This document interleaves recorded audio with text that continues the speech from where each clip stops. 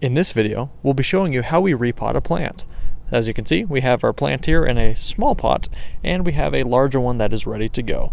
But before going any farther, make sure to wear gloves when doing this. Okay, so with the new pot, we're going to take some of our fresh soil and begin to fill it up till about it's 1/3 of the way full. Then, once it's reached that 1/3 mark, we're going to begin the process of gently and very carefully removing our plant from its old pot. Depending how long a plant has been in a pot, it might be root bound at the bottom, and so you'll need to kind of break up any of that dirt around it so you can slowly extract the plant and keeping the roots intact while doing so.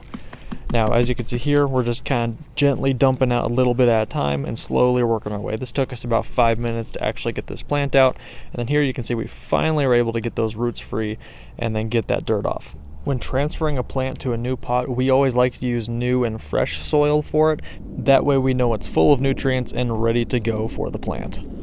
Another reason we do this is to reduce the risk of any pests or mold or fungus transferring from that old pot into the new one.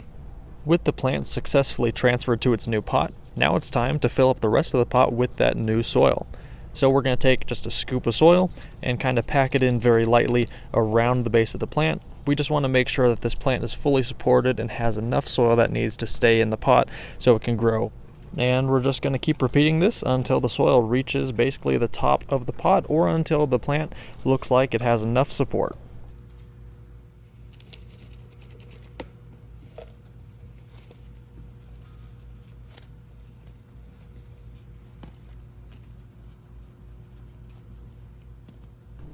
Once we're finished adding the soil, last thing we're going to do is just give it a good dousing of water, and that is how you repot a plant. If you found this video helpful, it'd mean a lot if you could hit that like and subscribe. Thanks for watching.